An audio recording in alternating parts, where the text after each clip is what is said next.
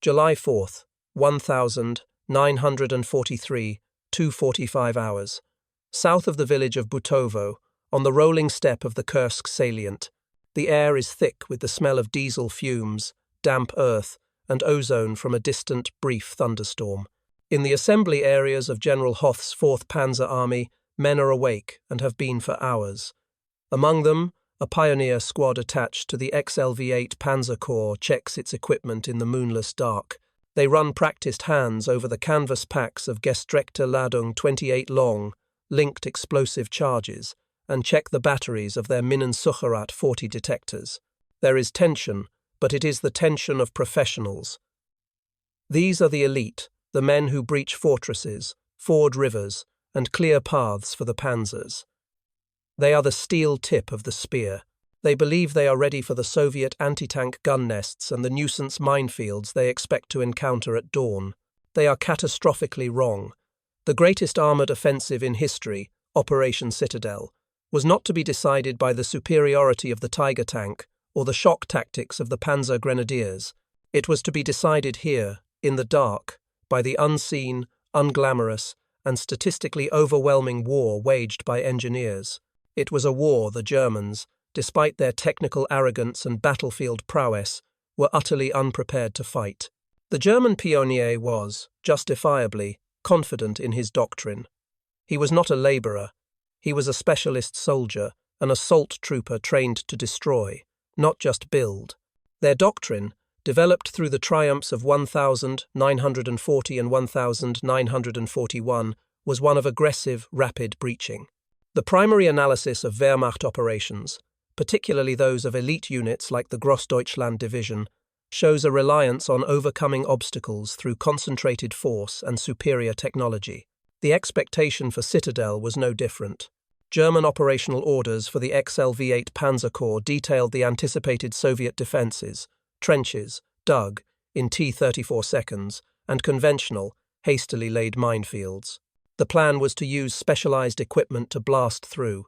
They had the Borgwood 4, an unmanned remote-control demolition vehicle carrying a 500 kilograms charge, designed to drive into a minefield or strongpoint and detonate. They had the NSU Springer, a smaller tracked mine. They had flamethrowers, heavy machine guns, and prefabricated bridge sections. The German engineers' mindset was offensive.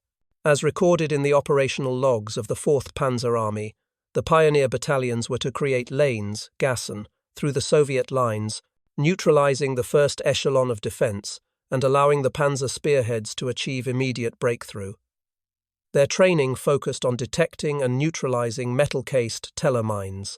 Their detectors, the Minensucherat 40, were sensitive and effective against metal. Their entire tactical approach was built on the assumption that the enemy's defenses, however stubborn, would be conventional and technically legible. They expected a barrier to be breached, not an ocean to be crossed. This German focus on technological solutions was met by a brutal, contrasting reality from the Soviet side. For the men and women of the Red Army's Sapper battalions, the spring of 1943 was not about tactics. It was about labour, pure and simple, on a scale that defied the imagination. While the German panzers refitted, the Soviet Central and Voronezh fronts were digging. General Konstantin Rokossovsky, commanding the Central Front, noted in his memoirs the sheer determination of the effort. This was not a sophisticated defence. It was an industrial one. From April 15th to the eve of the battle, hundreds of thousands of soldiers and civilians were mobilized. Primary accounts from Soviet sappers, many of them women from units like the 45th Sapper Brigade, describe the work. They worked almost entirely at night to avoid the constant harassment of the Luftwaffe. They worked through exhaustion, digging in the hard, dry earth of the steppe, often using bare hands and improvised tools when shovels broke. They were not laying a minefield in the German sense. They were laying a zone of death, zona smrti. The work was relentless. Sappers described collapsing from exhaustion, only to be woken an hour later to continue planting, stringing wire, and digging anti-tank ditches. This was a war of endurance, a testament to sheer physical toil. The Red Army was not trying to outsmart the German engineer. It was planning to bury him in a sea of explosives, laid by hand, one simple mine at a time. The scale itself became a strategic weapon. The statistical hammer of this effort reveals the core of the German miscalculation. The headline figure of 400,000 mines laid on the southern face alone is staggering, but the true brilliance of the Soviet plan lay in the type times of mines deployed. The Germans, with their sophisticated metal detectors, were prepared for their own teller mines or similar metal-cased devices. The Soviets, understanding this, turned their industrial simplicity into a decisive asymmetrical advantage. The backbone of the new Soviet minefields was the TMDB anti-tank mine. This was, in essence, a simple wooden box containing several kilograms of explosives and a crude pressure fuse. It had virtually no metal components, rendering the Minefield 40 useless. It was cheap to produce, easy to transport, and could be manufactured in the millions by semi-skilled labor. Alongside it was the PMD-6, an anti-personnel mine also made of wood, often referred to as the butterfly mine. It was equally undetectable. German Pionier reports from the first day of the offensive are filled with frustration and shock. Their primary detection tool was worthless. This forced them to revert to the most terrifying and slow method of mine clearing, probing by hand with bayonets or metal rods. Against a minefield a few hundred yards deep, this was dangerous. Against a minefield 5, 10, or even 15 miles deep, it was suicidal. The Soviets had not just laid mines, they had laid undetectable mines, turning the German engineers' greatest technological asset into dead weight. This was the profound disconnect that defined the opening hours of Operation Citadel. The German Pionieren, elite specialists of the Wehrmacht, arrived at the front line on July 5th prepared for a technical challenge, a swift and violent breach. They expected to fight soldiers and overcome obstacles. Instead, they found themselves confronting a statistic. The Red Army had countered German specialization not with a better machine, but with industrial-scale saturation. The Germans saw a barrier, a problem to be solved with explosives and engineering. The Soviets, under the direction of Stavka, had laid something entirely different. They had not built a wall. They had built a trap, a vast, miles-deep grinder designed to consume men and machines, to bleed the German army's specialist vanguard to death before the real battle had even begun. This was not fortification as the Wehrmacht understood it. This was warfare by logistics, by labor, and by a terrifying, patient mathematics. The strategic decisions that led to this moment, the gamble taken by Stavka to stand and defend, would be the foundation upon which the entire battle was built. The shock that paralyzed the German Pionier squads in the pre-dawn darkness of July 5th was not born in that moment. It was the end result of a cold, strategic gamble taken 83 days earlier in the sterile, smoke-filled offices of the Kremlin. In April 1943, the mood in Moscow was not one of fear, but of a new, dangerous confidence. The colossal victory at Stalingrad had fundamentally broken the myth of Wehrmacht invincibility. The Red Army, for the first time, felt the strategic initiative in its hands. The central question debated furiously within Stavka, the Soviet High Command, was not if they could win, but how to win. The Wehrmacht was clearly massing for a summer offensive, attempting to regain the initiative by pinching off the enormous Kursk salient. The obvious, traditional Soviet response was to strike first. This aggressive, offensive doctrine was championed by powerful voices, chief among them Marshal Ivan Konev, commander of the new Steppe Front, and Marshal Rodion Malinovsky. Their arguments, as detailed in their post-war writings, were built on the powerful logic of momentum.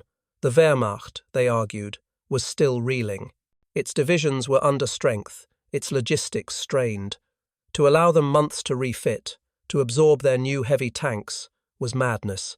A preemptive Soviet offensive, striking north from the salient against the German build-up at Orel, or south against Kharkov, could shatter the enemy's concentration before it was complete.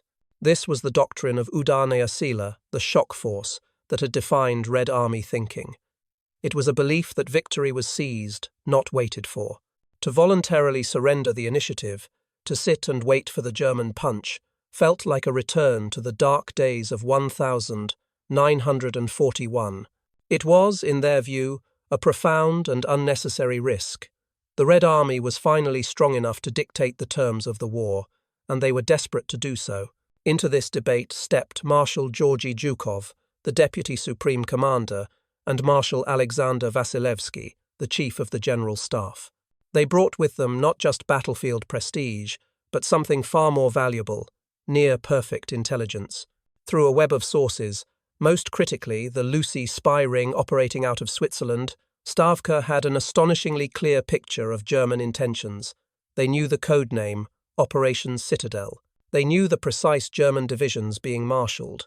They knew the axes of advance, and they knew the Germans were pinning their hopes on their new, complex, and still untested Tiger and Panther tanks. Armed with this godlike knowledge, Zhukov authored a report to Stalin on the 8th of April 1943 that would change the course of the war. His logic was cold, methodical, and utterly revolutionary. He argued, "I consider it inadvisable for our forces to go over to the offensive in the near future. It would be better for us to wear out the enemy on our defense, knock out his tanks, and then, bringing up fresh reserves, to go over to a general offensive and finish off his main grouping." This was not passive defense. This was a deliberate trap. Zhukov's plan was to invite the German attack, to let the Wehrmacht smash its most precious, irreplaceable armoured divisions against a prepared, in-depth defence, a Glubokaya, Oberona of unparalleled scale. This was the ultimate gamble, and the final decision rested with one man, Joseph Stalin. Stalin was temperamentally an offensive leader. His entire career was built on aggression and seizing the initiative.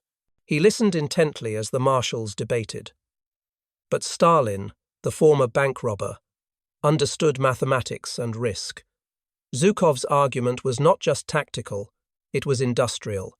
This was not a bet on the courage of the Red Army soldier, which was assured. This was a bet on Soviet industrial output.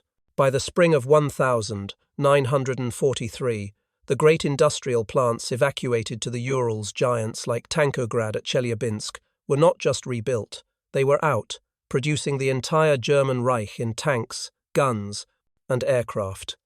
The Soviet Union was manufacturing the simple, ruthlessly effective T-34 tank by the tens of thousands. The Germans, by contrast, were building their complex, expensive, and mechanically fragile Tigers and Panthers by the hundreds. Zhukov's strategy was a brutal piece of industrial-age calculus. The Red Army would trade cheap, mass-produced assets, wooden mines, barbed wire, artillery shells, and, grimly, human lives for Germany's elite, irreplaceable Panzer crews and their heavy, over-engineered tanks. The Germans could not win a war of attrition. The Soviets, by 1943, knew they could. The defense in depth was designed to be a grinder, a machine for knocking out his tanks, just as Zhukov had promised. On the 12th of April 1943, Stalin gave his approval. The decision was made. This single act sealed the fate of Operation Citadel. The Kursk salient was to be transformed from a simple bulge in the front line into the most heavily fortified, densely packed killing ground in the history of human warfare. The 400,000 mines that so astonished the German pioneers were not a hasty, improvised defense. They were the first and most basic physical expression of this new, cold, and calculated doctrine of industrial-scale slaughter. The order was given to the Central and Voronezh fronts, and it was simple: dig. The Red Army was not just building a wall, it was building a machine. The scale of this construction effort would dwarf any fortification project ever attempted under combat conditions, and it would all be done in less than 3 months. Stalin's signature on Zhukov's April 12th directive was the starting pistol for the greatest defensive construction project in military history. The moment the order was received, the vast, rolling steppe of the Kursk salient, an area covering thousands of square miles, was transformed. It ceased to be farmland and became a single, colossal construction site. This was not an operation in the conventional sense, directed by a handful of military engineers. It was a national mobilization. Hundreds of thousands of Red Army soldiers from the Sapper brigades, rifle divisions, and artillery regiments put down their weapons and picked up shovels. They were joined by a civilian levy of over 300,000 civilians, mostly women, teenagers, and old men drawn from the local villages. From April to the beginning of July, this immense, ant-like workforce toiled under the constant threat of Luftwaffe reconnaissance and fighter bomber attack. They worked with basic tools, picks, shovels, and horse-drawn Panzer times carts.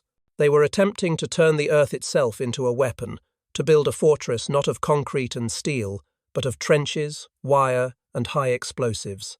The first component of this fortress was the trench system. The sheer statistics defy comprehension and reveal the industrial scale of the labour. The plan called for a defence in depth, and the reality of this was a layered system of 6, and in some places 8, separate defensive belts.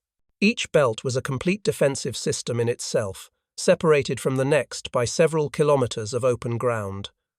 The total depth of this fortified zone reached 150 to 170 kilometres. This was not a line. It was a vast, deadly maze. On Marshal Rokossovsky's central front alone, his men excavated over 5,000 kilometres of trenches. It is a statistic so large it becomes meaningless, but it is the equivalent of a trench stretching from Moscow to Berlin and back again. The purpose of this mind-boggling excavation was not, as the Germans assumed, to stop the panzers at the first line. It was to times absorb, times their initial, violent shock. It was designed to disorient the attackers, to separate the German infantry from their supporting armour, and, most critically, to systematically channel the panzer spearheads away from strongpoints and into pre-sighted, designated killing zones. The trenches were the walls of a labyrinth, and they were the first layer of the trap. The second component, and the core of the Germans' ultimate shock, was the mines. The figure of 400,000 mines applies primarily to the Voronezh front in the south. The total number laid across the entire salient exceeded 500,000, and some Soviet estimates push the number closer to 1,000,000. But the raw number is only part of the story. The true weapon was times density asterisk. This was not a thin, cautionary line of mines.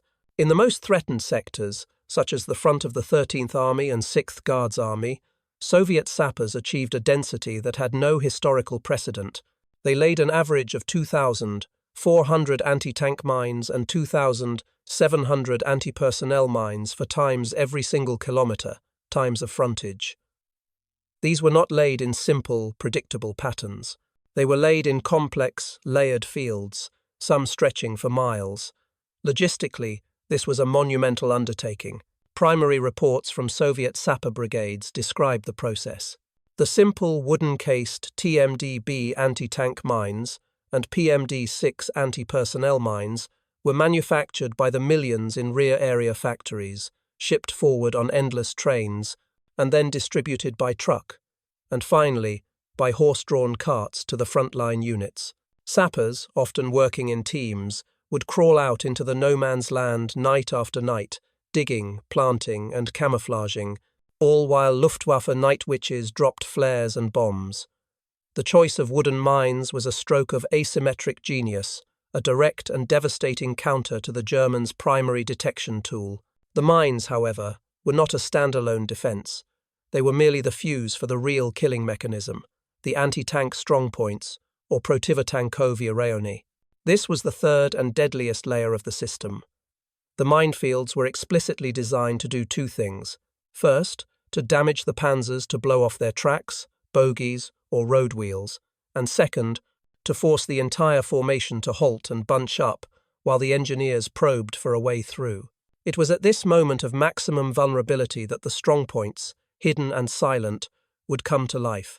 Each strongpoint was a self-contained, all-around defensive position, a hedgehog of interlocking fire. They were saturated with weaponry. Hundreds of T-34 hulls, with their turrets still functional, were dug into the earth as static pillboxes.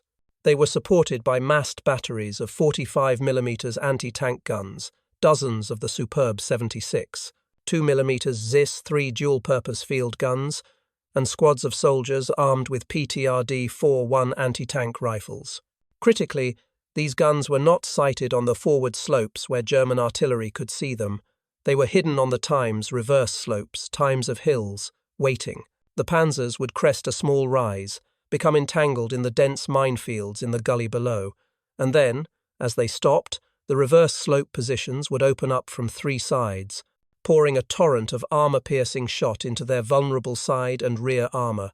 German panzer commanders from the Thai SS Panzer Corps, like Rudolf von Ribbentrop, described the horror of this moment.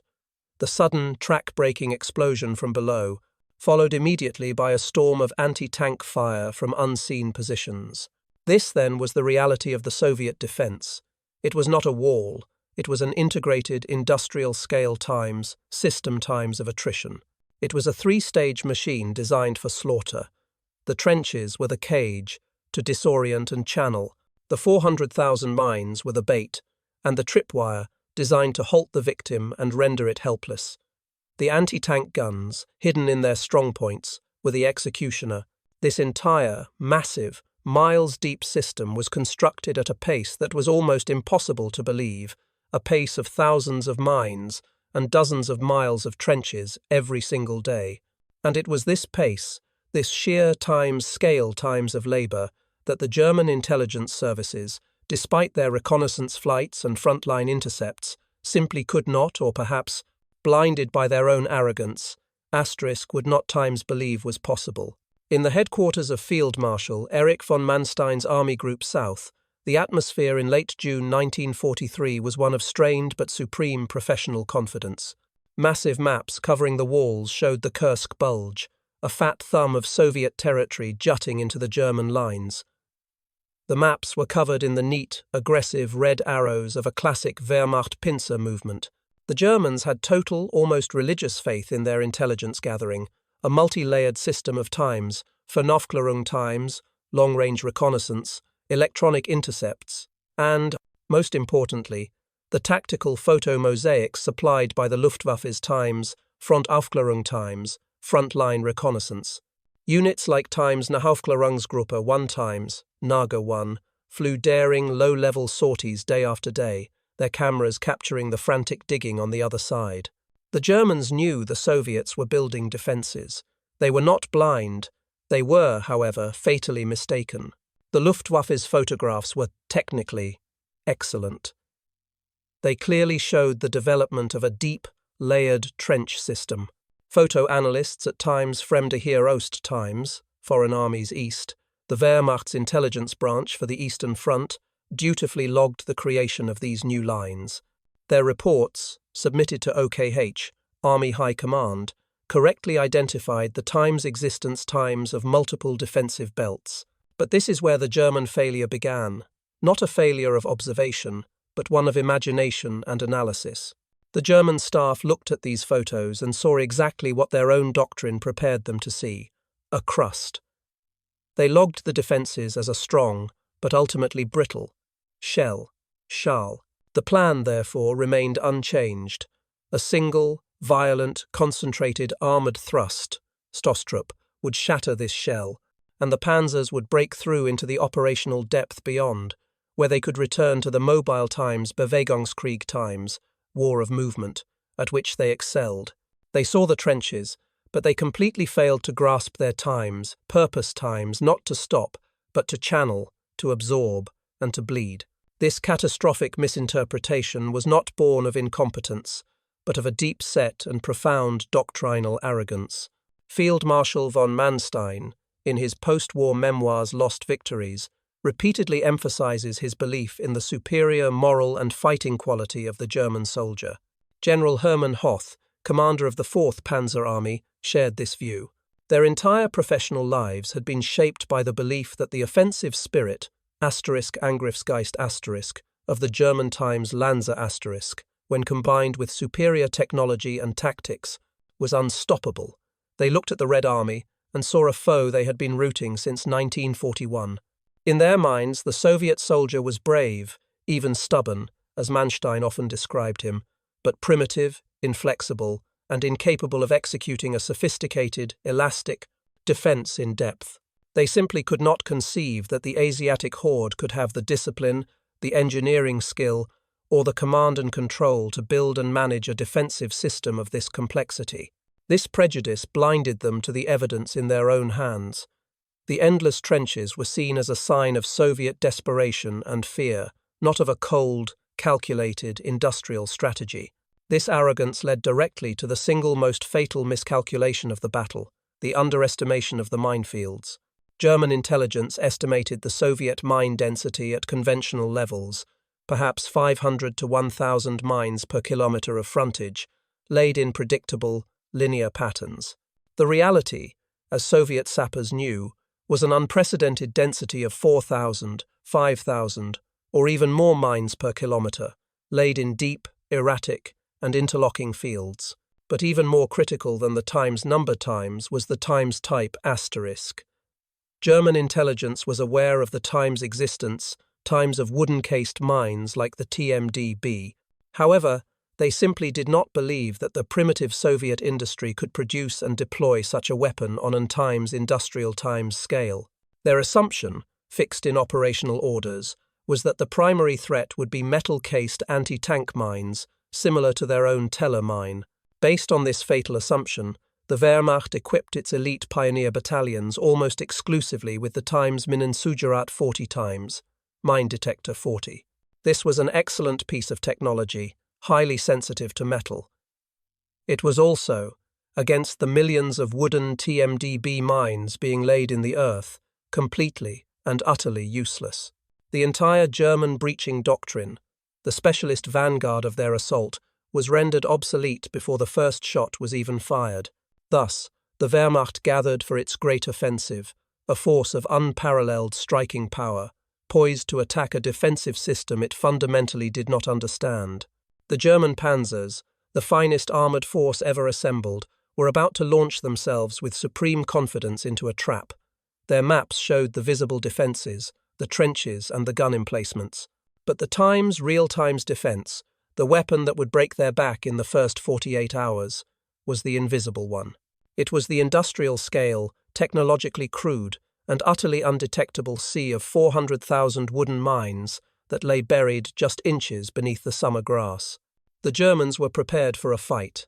They were not prepared for an industrial-age grinder. On the morning of July 5th, 1943, the German Pionier advanced with the tools of a modern industrial warrior. He was trained to breach a minefield. In Wehrmacht doctrine, this was a known quantity, a linear belt, perhaps 100, maybe 200 meters deep.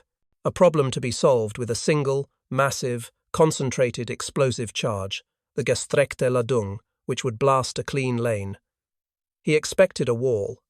Instead, he stepped into a swamp. The first detector sweeps found nothing. The ground seemed clear. Then the first track-laying vehicle, a Panzer IV or perhaps a Marder, would lurch. A dull crump of a muffled explosion would sound, and the vehicle would slew to a halt, its track blown clean off. The Pionieren would move forward into this new, terrifying reality. This was not a field, it was a zone. It was a layered, elastic, and seemingly bottomless defensive system, kilometers deep, with no clear front or back. It was not a wall to be demolished. It was a morass to be navigated, one terrifying step at a time, filled with invisible, interlocking traps. The weapon that broke German technology and morale was not a marvel of engineering. It was a simple wooden box. The backbone of the Soviet anti-tank defense was the TMDB mine. It was, in essence, a crude crate, knocked together from rough-sawn planks, filled with 5 to 7 kilograms of ammonite or trotyl. Its fuse, the MV5 pressure fuse, was also made of non-metallic materials, a simple spring-loaded striker. An earlier version, the TMD-40, used plywood. This simplicity was its genius. It was completely, totally invisible to the standard-issue German Minensugerat 40. This detector, the pride of the Pionier Corps, was a sophisticated piece of equipment calibrated to find metal. Against the TMDB, it was useless. It could pass directly over a 7-kilogram charge without registering a whisper. This single, brutal fact forced the elite German engineers to abandon their 20th century tools and revert to a method that would have been familiar to a medieval sapper, prodding, stocken. They had to get on their hands and knees, often under a hail of mortar and machine gun fire, and painstakingly probe the ground, inch by inch, with a bayonet or a thin steel rod. A thunk against wood meant a mine. It was slow, terrifying, and exhausting work, but the Soviet sappers had not made it that simple. The anti-tank mines were only the first layer. They were protected. Interspersed with the TMDB mines, in a dense, chaotic pattern, was a screen of anti-personnel, AP mines, designed specifically to kill the men who were trying to clear the tank mines. The primary AP mine was, again, a masterpiece of crude simplicity, the PMD-6. It was another small wooden box, often called a butterfly mine, with a hinged lid. A soldier's boot would press the lid, which would push a simple pin, detonating a small charge. Like its larger cousin, it was undetectable by German machines. Even more terrifying, however, was the POMZ-2 fragmentation mine. This was a cast-iron finned pineapple body, heavily grooved to ensure maximum fragmentation, mounted on a simple wooden stake driven into the ground. It was detonated not by pressure, but by a simple, hair-thin tripwire, rozayazhka, stretched taut just inches above the grass. German Pionier after-action reports are filled with the psychological horror of this system. The moment an engineer stopped, the moment he knelt to begin the slow, methodical prodding for a TMDB, he became intensely vulnerable. A slight shift in his footing, a careless move of his arm, could snag a nearly invisible wire, unleashing a spray of shrapnel. To clear the times tank times mines, they first had to clear the times personnel times mines, a nerve-wracking, hands and knees operation, all while the ever-present Soviet artillery spotters watched and waited. This was the mixed mine system in practice, and it was not a random scattering, it was a deliberately engineered doctrine.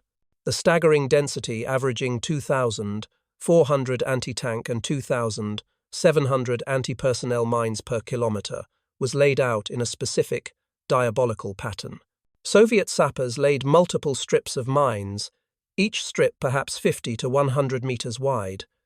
These strips were then separated by 100 to 200 metres of apparently clear ground. This clear ground was the real trap. It was ground that had been pre-sighted by every Soviet artillery piece, mortar, and anti-tank gun in that sector. A German Panzer unit, after spending hours laboriously breaching the first mine strip, would believe it was through. The commanders would order an advance, accelerating into the clear zone. In this moment of relief, they would slam into a times second asterisk, or a times third asterisk, or even a times fourth times unexpected strip of mines. This system was designed to break German formations. It separated the infantry from their supporting tanks. It caused panic. It created a traffic jam of disabled and burning vehicles. And it provided the hidden Soviet pack fronts, the reverse-slope anti-tank guns, with a perfect, stationary, bunched-up collection of targets. The Soviet minefield, therefore, was not a passive barrier. It was not a wall. It was an active, complex, and interlocking killing machine, designed with a cruel, simple, and undeniable logic. Its components were not sophisticated. They were crude, wooden, and mass, produced by a semi-skilled labor force.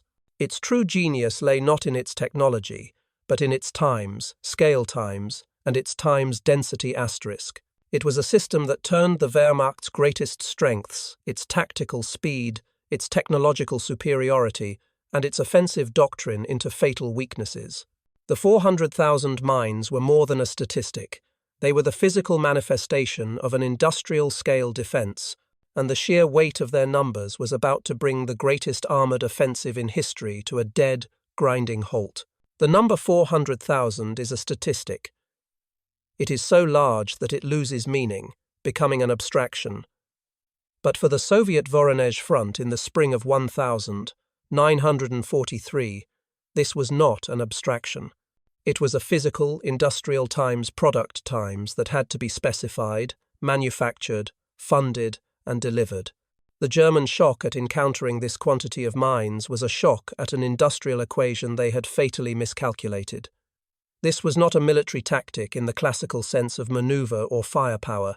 This was an act of industrial saturation. To understand the 400,000 mines, one must first understand their sheer physical times, weight asterisk. This was a war of tonnage, and in this war, the crude wooden mine was a heavyweight contender, representing a colossal investment of raw materials, transportation, and human labor. Let us analyze the physical components.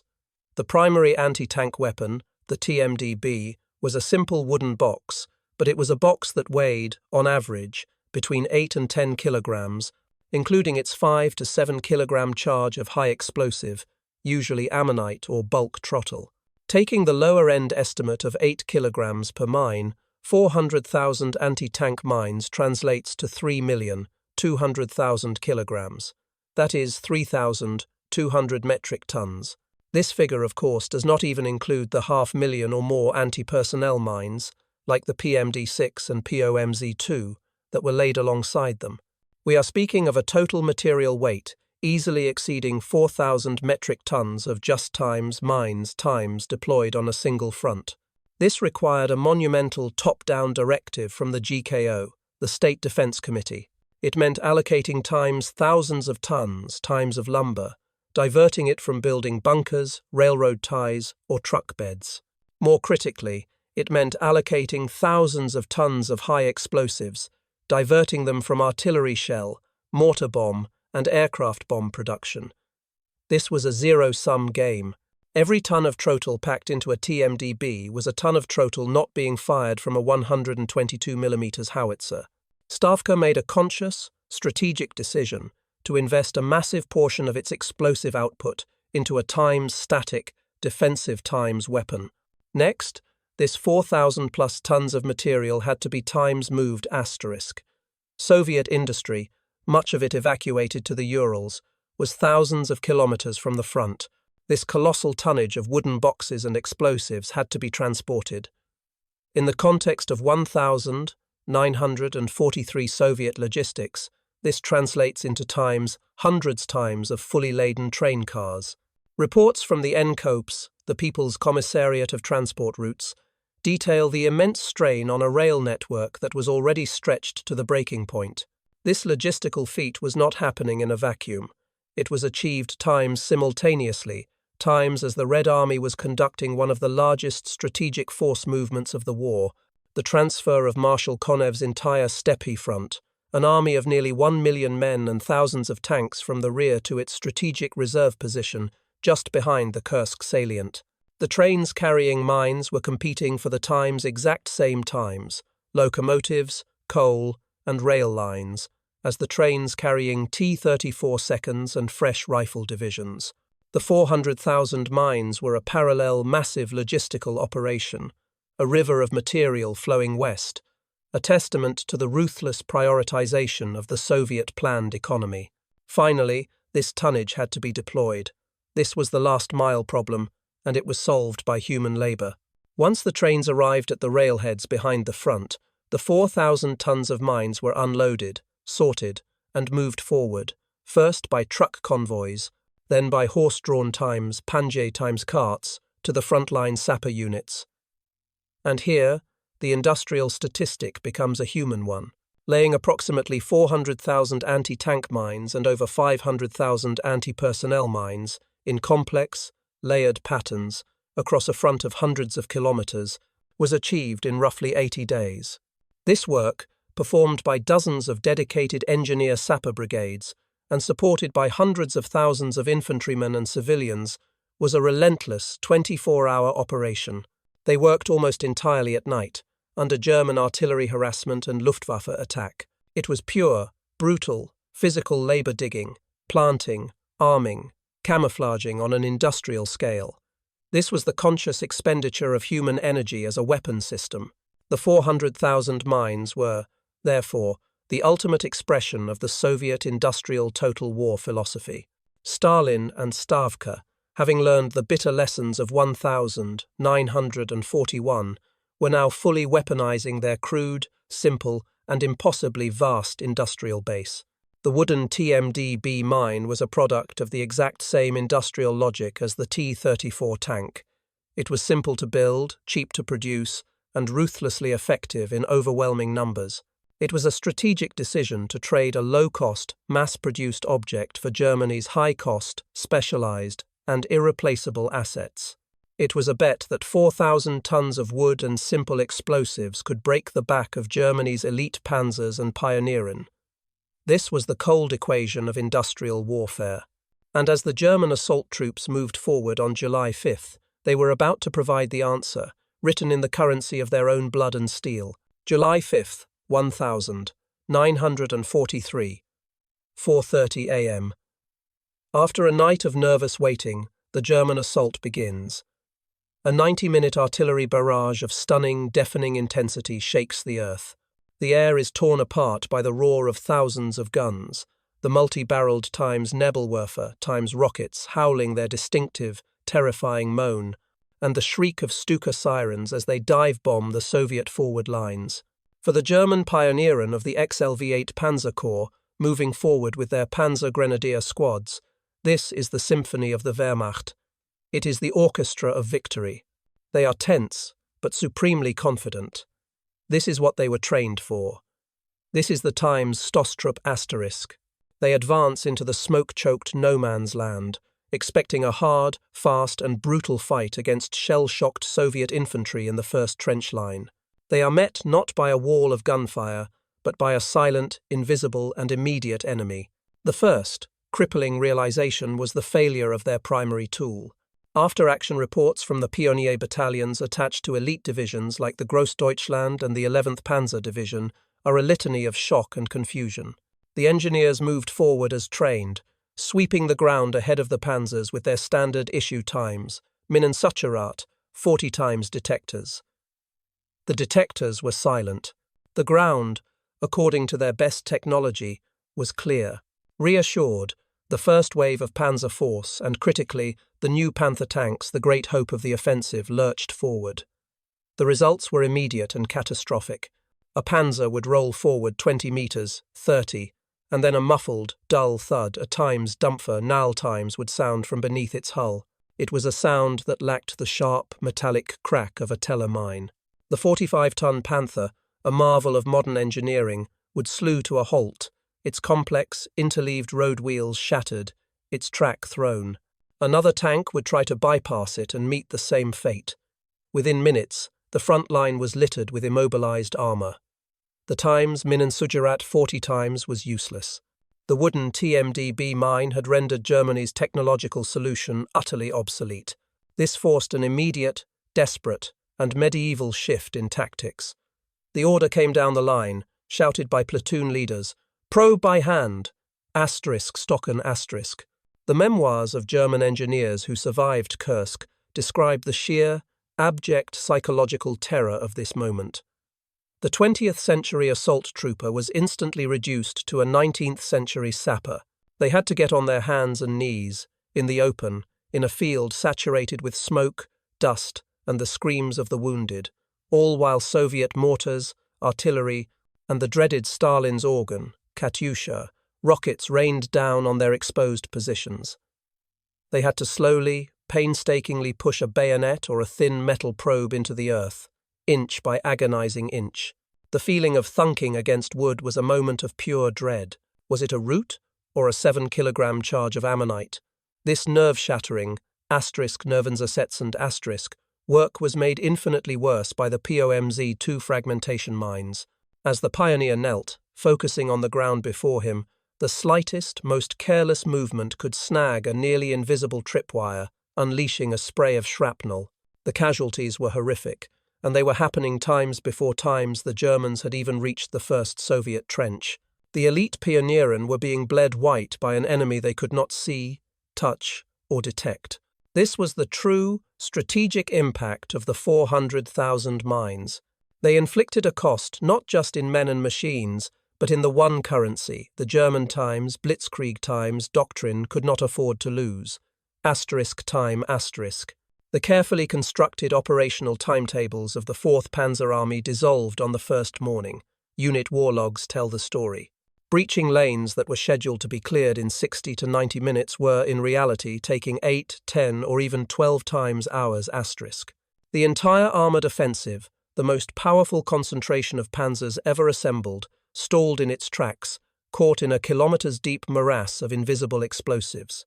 The carefully planned shock, Stoss of the panzers, designed to punch a hole deep into the Soviet rear, dissolved into a slow, grinding, and disastrous traffic jam.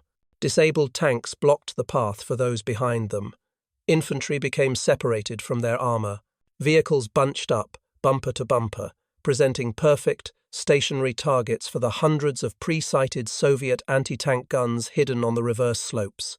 General Friedrich von Mellenthin, the chief of staff for the XLV-8 Panzer Corps, summarized the disaster in his post-war analysis, noting the unexpectedly high density of the minefields and the unbelievable, catastrophic, and immediate loss of time's momentum asterisk.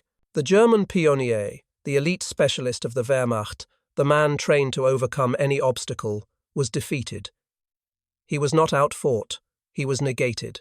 He was the first victim of the 400,000, defeated not by a superior soldier, but by an industrial product. His superior tools were nothing more than dead weight. His offensive training was irrelevant in the face of an enemy he had to find by hand. His bravery and his life were spent not in a glorious assault, but in a desperate, muddy, and terrifying crawl, just to gain a few hundred meters of cursed earth. This was now a Sappers' war, and the Germans, in the opening hours, had unequivocally lost. The trap had been sprung, and it was working perfectly. From the forward observation posts of the 13th Army, the Soviet anti-tank gunner watched the world end. The German artillery barrage that began at 4:30 a.m. was a storm of steel beyond all human comprehension. The earth bucked and heaved, trenches collapsed, and the air itself seemed to turn into a solid, screaming wall of shrapnel. For 90 minutes, it was an experience of pure, elemental terror. But the Soviet soldiers had been told what to expect. They huddled in their deep, reinforced bunkers, and they waited. Then, as the barrage walked past them into the rear, the shouting of officers brought them back to their gun pits. Peering through the smoke and dust, they saw it. First, the dark, menacing shapes of the German Panzers, emerging from the gloom, followed by waves of grey-green infantry. But then, a strange, encouraging, and almost miraculous sight. The elite Panzers, the unstoppable force of the Wehrmacht, began to lurch to a halt. They stopped, they bunched up, they tried to turn, and some began to burn. The German offensive was foundering, exactly times as the plan had dictated. The terror of the barrage gave way to a cold, grim, and exhilarating realization. The trap was working. For the Soviet sappers, their work was far from over. Their 3 months of back-breaking labor had set the stage, but now they became active participants in the destruction. Memoirs from men in sapper assault brigades, Shizba, describe a new, aggressive role. This was not a fire-and-forget defense. At night, under the illumination of flares and the crisscross of tracer fire, sapper teams would crawl back into the no-man's land, which was now times inside, times the German penetration to repair and relay mine strips that the Germans had managed to breach. More terrifyingly, they became tank hunters. A German Panther or Tiger, immobilized by a TMDB mine, was a prize. German crews would work frantically to repair the track, often under the protection of their infantry. In response, Soviet sapper wolf packs would sneak forward, loaded with satchel charges. Their accounts describe crawling under the bellies of the disabled, 8 million Reichsmark heavy tanks and planting 10-kilogram charges, finishing the job the mine had started. In some documented cases, sappers crawled forward and planted new times, anti-tank mines directly in front of and behind immobilized panzers, trapping them permanently for the artillery to destroy at its leisure.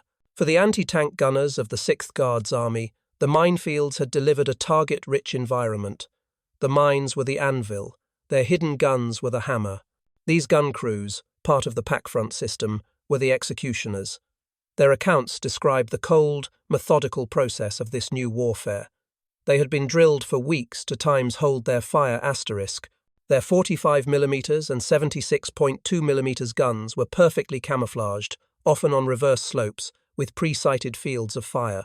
They watched as the German panzers entered the minefields. They watched as they stopped, as crews dismounted, as other tanks bunched up behind them. Only when the target was stationary, helpless, and presenting its vulnerable side armor did the battery commander give the order to fire. Gunners described the plinking sound as their small 45mm armor-piercing rounds, often useless against a Tiger's frontal armor, slammed into the thinner side armor of a Panther that was helpless and immobile.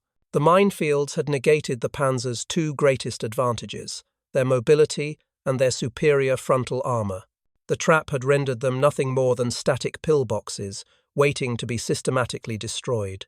This was the industrial attrition equation proposed by Zhukov in April, working in real time on the battlefield. The mines themselves were not designed, primarily, to kill times the Panzers, though many did.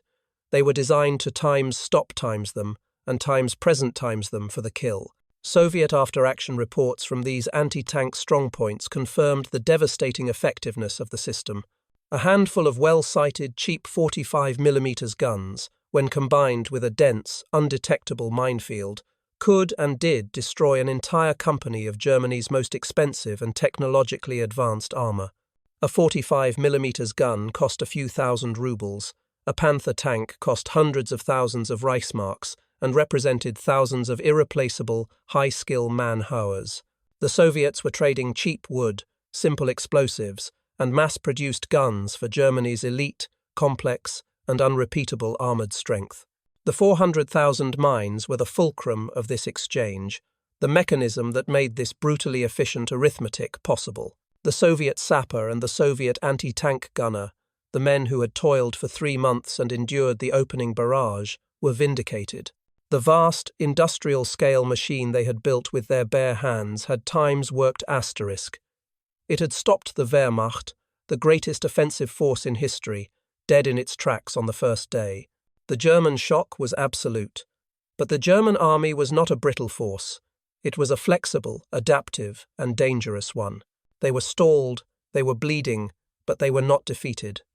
Their commanders, realizing their primary tools were useless, were already screaming for new solutions. This leads directly to the next phase of the battle.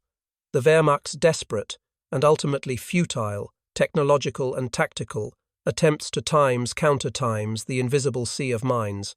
The atmosphere at the headquarters of the 4th Panzer Army and the XLV-8 Panzer Corps on the evening of July 5, 1943, was one of absolute crisis. The offensive, planned with meticulous, arrogant precision, was catastrophically behind schedule. The Pionier battalions, the elite vanguard, were reporting horrific, unsustainable casualties.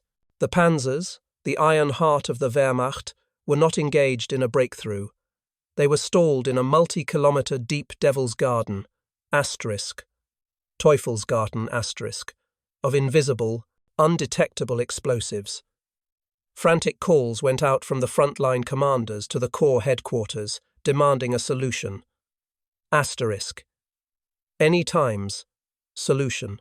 The specialized equipment, held in reserve for just this purpose, was called forward. The reliance on wonder weapons and brute force became the only remaining option to break the deadlock. The first of these technological solutions to fail was the Borgward 4, or BIV. This was a tracked, remote-control demolition carrier, a sort of disposable mini-tank. It was designed to carry a 500-kilogram charge, drive it up to a Soviet bunker or strongpoint, drop the charge, and retreat. Here, in the minefields of Kursk, it was repurposed as a disposable mine clearer. Panzerabteilung 301, a specialist unit, was deployed with these machines. The failure was immediate. The B-4 was slow, its radio control systems were finicky and vulnerable to interference, and it presented a unique, high-priority target. Soviet anti-tank gunners in the pack fronts, who had been waiting patiently, quickly recognized this new, strange machine. They prioritized its destruction, often knocking it out with their 76mm guns times before it even reached the minefield. Those that did make it, detonating their 500 kilograms charges, created a large crater but were ultimately a single, expensive solution to a problem that was thousands of square kilometers in size. Alongside them, the Germans deployed heavy Minenraumer, mine rollers, cumbersome, multi-ton steel wheel attachments fitted to older Panzer chassis. These were an even greater failure. They were mechanically unreliable, incredibly slow, and presented a massive, unmissable target for the very anti-tank guns they were meant to clear a path to. They were, in effect, anti-tank gun magnets, drawing a hail of fire that destroyed them almost instantly. When the specialized technology failed, commanders reverted to brute force tactical solutions. The primary tool of the Pionier was the Times Gestreckte Times, linked charge, a long, flexible pipe filled with explosives. It was designed to be pushed into a minefield and detonated, with its blast wave clearing a lane. This tool also failed, due to a fatal misunderstanding of the enemy's technology. The Gestreckte was designed to defeat metal-cased mines like the German Teller mine. It worked by Time's sympathetic detonation times its powerful blast wave was intended to set off the sensitive fuses of the metal mines nearby. But the crude, wooden-cased TMDB mine was resistant to blast. Its simple pressure fuse required direct, heavy times weight asterisk, not a shock wave. The linked charges would detonate with a spectacular, earth-shattering explosion, blasting a huge cloud of dirt and smoke into the air, but leaving most times of the wooden mines underneath completely intact and still armed. The Germans would discover this, to their horror, when the first Panzer driving through the cleared lane was promptly immobilized by a mine that the blast had not even touched. In desperation, commanders resorted to simply saturating the minefields with heavy artillery and Nebelwerfer, rockets. This was hideously expensive in ammunition, a resource they could not afford to waste, and it was completely ineffective against the deeply buried, blast-resistant, pressure-fused wooden mines. The ultimate case study of this comprehensive failure is encapsulated by the fate of the Ferdinand heavy tank destroyer. These 65-ton monsters, later renamed Elephant, were the very symbol of German technological superiority. Deployed in the 653rd and 654th Heavy Panzerjäger regiments, they were armed with a high-velocity 88mm gun capable of killing a T-34 at 2 miles. They were also mechanically unreliable and, in a design flaw of catastrophic proportions, had been built without a single machine gun for self-defense. The 400,000 mines were their undoing. The mines' crude, simple 7 kilograms charges were often not powerful enough to destroy the 65-ton behemoths outright. But they didn't need to. They stopped them. A simple TMDB mine would blow the track off the Ferdinand, immobilizing it. Stranded in the middle of the minefield, this 8 million Reichsmark fortress became a sitting duck. Soviet infantry, as documented in the after-action reports referenced by historian Thomas Jentz, quickly realized these giants were defenseless against them. They would swarm the immobilized Ferdinands, climbing onto their hulls with impunity, blinding their optics with mud and tarps, and then systematically destroying them with satchel charges and Molotov cocktails. The mine, a simple wooden box, had stopped the machine, and the machine's own design flaw doomed it. Every single German solution failed. From remote-controlled tanks to linked charges, from heavy artillery to the newest, largest and most expensive tank destroyer in their arsenal, nothing could defeat the Soviet defense. The Germans were applying complex, specialized, and high-cost tools to industrial scale problem. The crude, mass-produced, undetectable wooden mine had achieved a total victory over the very peak of German specialist engineering. This failure was not an isolated incident on the southern face of the salient. With equal, if not greater, disaster, this entire story was being repeated on the northern shoulder, where General Model's 9th Army was meeting a wall of its own. While General Hoth's 4th Panzer Army was bleeding to death in the southern minefields of the Voronezh front, the northern pincer of Operation Citadel was stalling in an equally catastrophic, though tactically different, battle. The northern assault was the responsibility of General Walter Model's 9th Army. The terrain here, on the front facing Marshal Rokossovsky's central front, was different from the open, rolling steppe in the south. It was more wooded, marshy, and broken by small villages and streams. Model himself was a different kind of commander. He was known as the defensive lion of the Wehrmacht, a ruthless, meticulous, and pragmatic planner. His 9th Army was heavily reinforced with specialist Pionier battalions, and critically, the largest concentration of the new Ferdinand heavy tank destroyers. If any commander was expected to have a methodical, brute force answer to a static defense, it was Model. Model's plan, in contrast to the broader armoured thrust in the south, was one of overwhelming, concentrated force. He identified the town and railway station of Pionieren as the critical strongpoint, the linchpin of Rokossovski's defense. He planned to smash it with a times Schwerpunkt times main effort on a very narrow frontage. His operational orders to the XLV-7 Panzer Corps, which led the assault, called for a massive, overwhelming artillery barrage, followed by a phalanx of heavy armour led by the Ferdinands and specialist assault engineers to punch a single, deep, and decisive hole. It was a plan built on pure, unadulterated brute force. But Model, the defensive expert, was about to be out-defended. Marshal Rokossovski, a commander of cunning and foresight, had anticipated this exact times thrust. The Pionieren sector, he reasoned, was the most logical and direct path for the Ninth Army. In response, he had transformed it into a fortress of unparalleled density. The mine density here, on the central front, was even greater times than in the south, exceeding 3,000 anti-tank and 3,000 anti-personnel mines per kilometre in the most threatened sectors. Pionieren was not a town.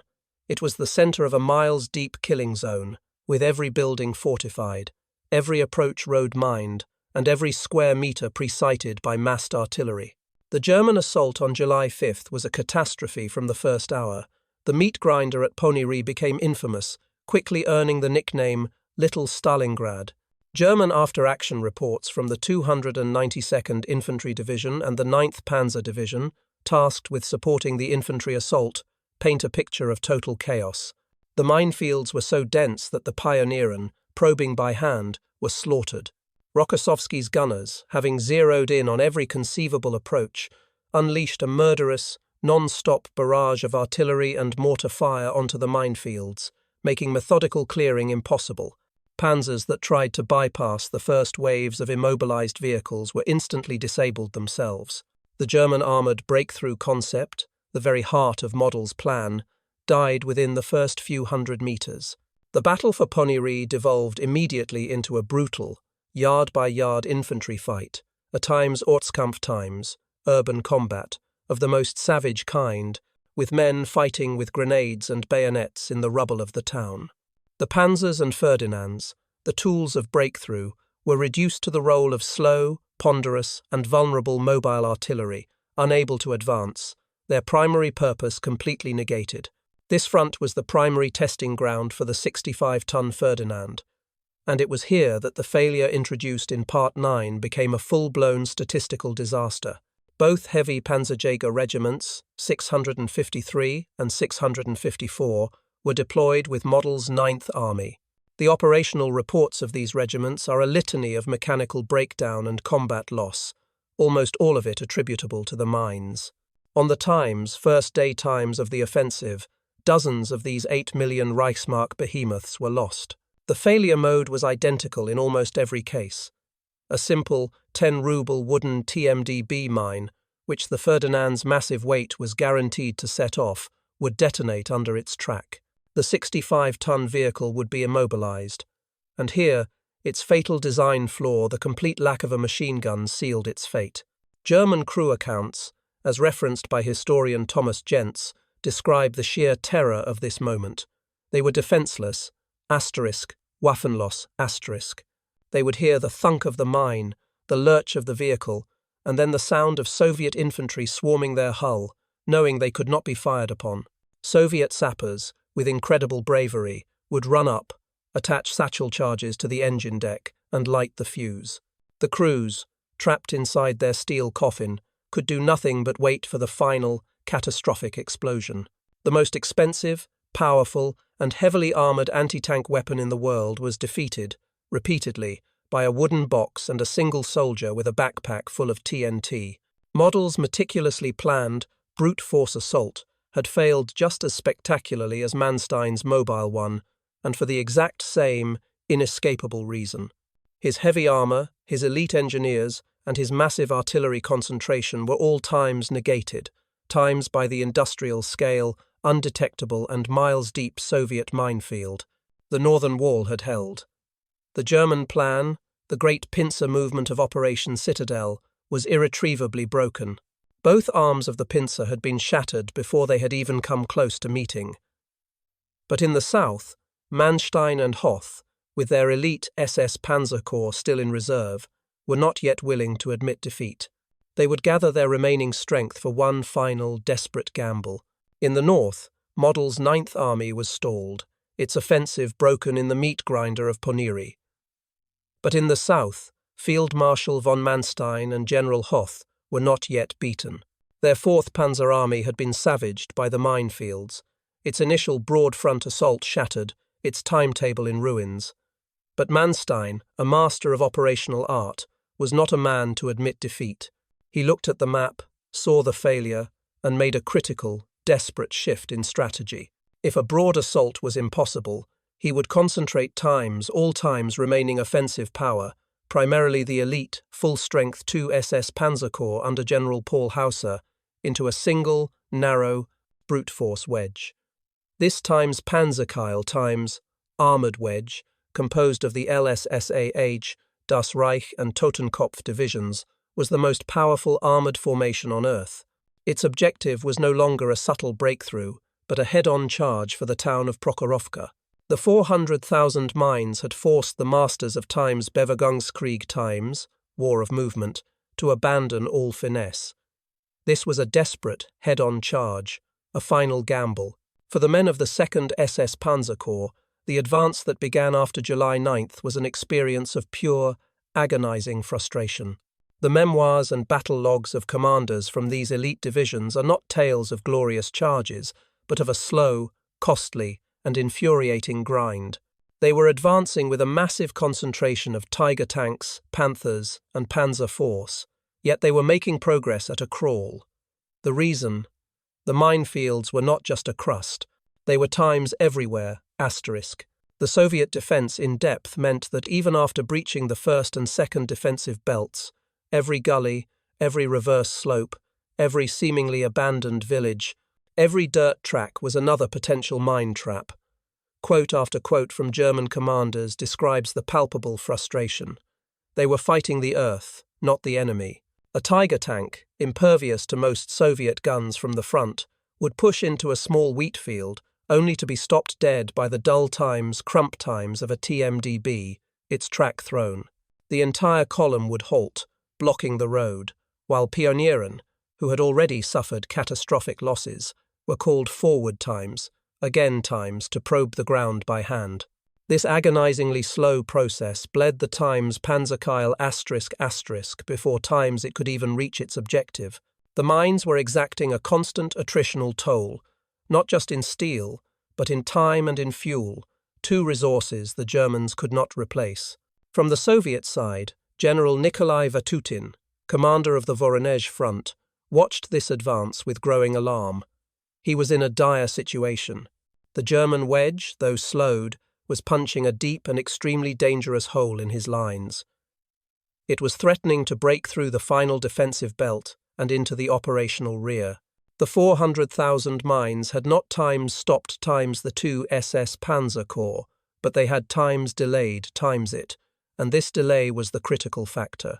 The mines had bought Vatutin precious times, time to move his reserves, time to understand the enemy's intention.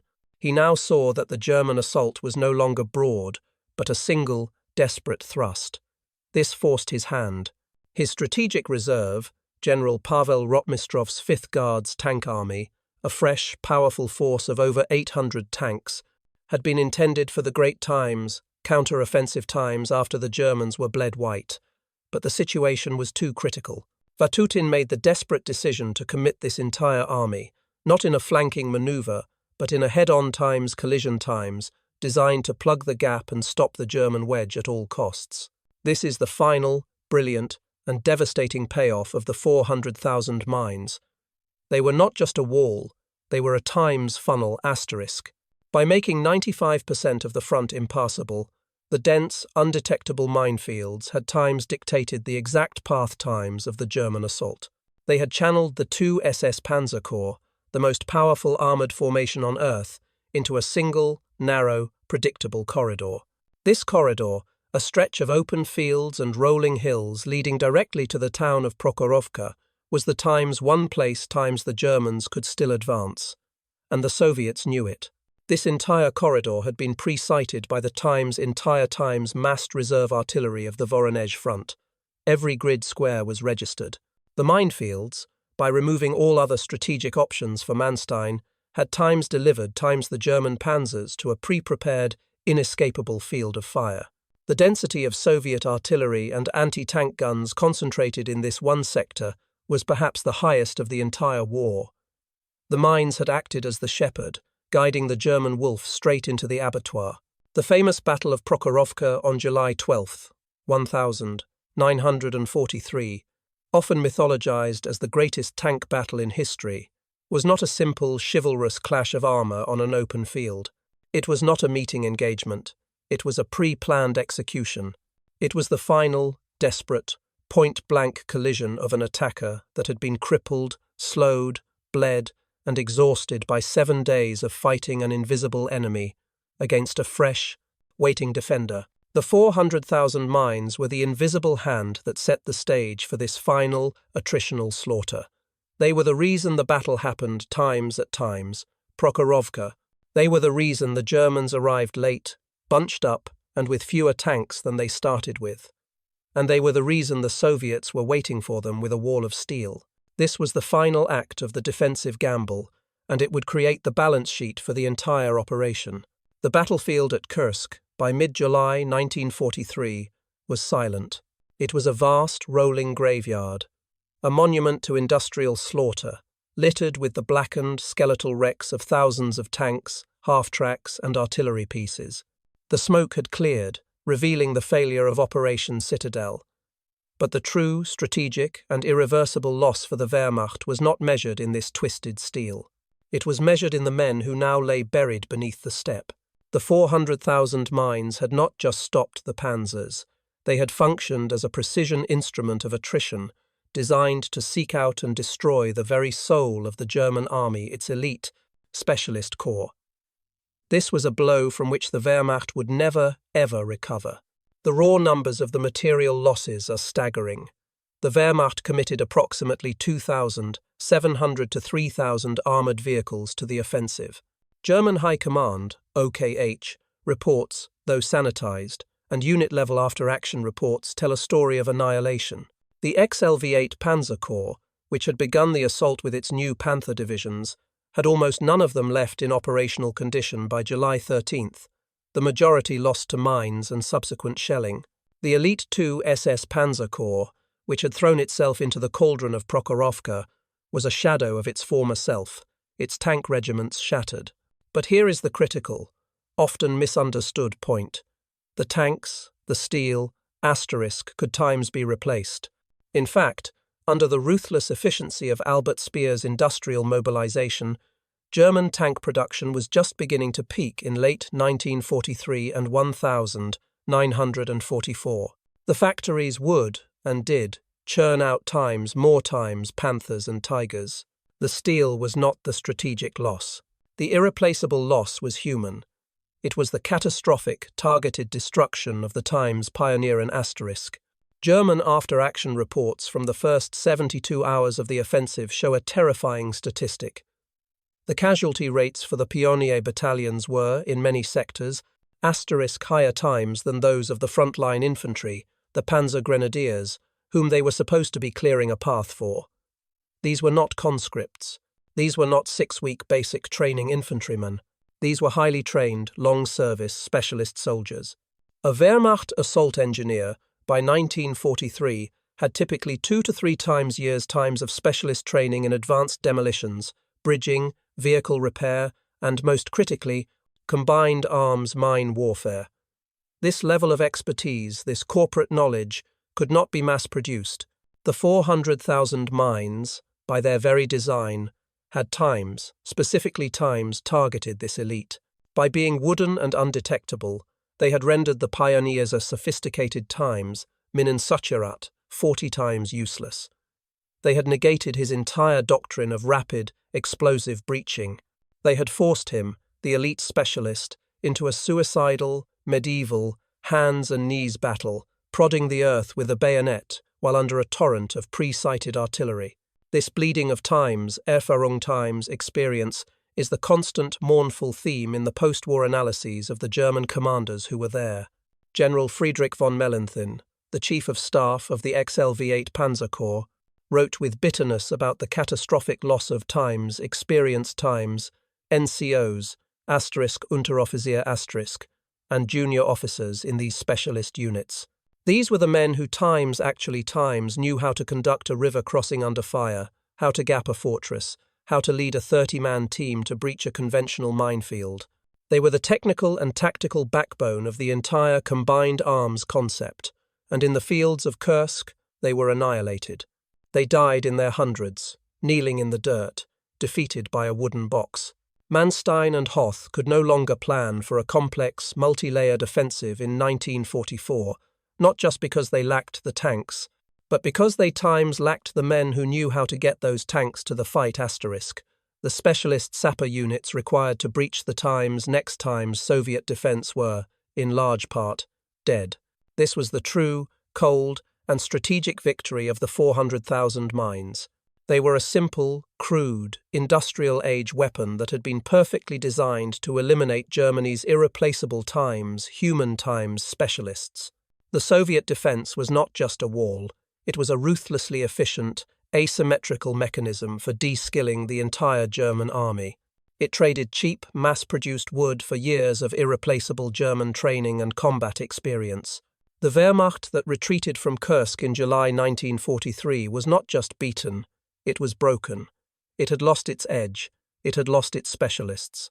And now, for the first time, it was forced to confront the horrifying metaphor that the minefield represented, an industrial-scale war of attrition that it could not and would not win. July 4th, 1943, 2:45 hours. South of the village of Butovo, we return to the German Pionier squad, checking its equipment in the moonless dark. We see the practiced hands running over the canvas packs of Gestreckte 28, the careful check of the batteries in the Minefield 40 detectors. We feel the professional tension, the confidence of elite, specialist soldiers, the men who breach fortresses, the steel tip of the spear. They believe they are ready for the Soviet anti-tank gun nests and the nuisance minefields they expect at dawn. Now, we see this scene with the tragic weight of foreknowledge. This confident professional is a ghost. He is walking into an industrial meat grinder, a trap that has been designed with a cold, industrial logic that renders his expertise, his superior tools, and his offensive courage utterly and completely meaningless. The thesis, then, is proven. The greatest armoured offensive in history was not decided by the superiority of the Tiger tank or the shock tactics of the Panzer grenadiers. It was decided, in the first 72 hours, by the unseen, unglamorous, and statistically overwhelming war waged by engineers. But the 400,000 mines were more than just a successful defensive tactic. They were a metaphor.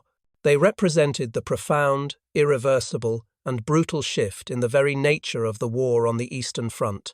The period of 1941 to 1942, the war of sweeping pincer movements, of times Kesselschlachten times, cauldron battles, of brilliant operational art, a war at which the German General Staff excelled, was over.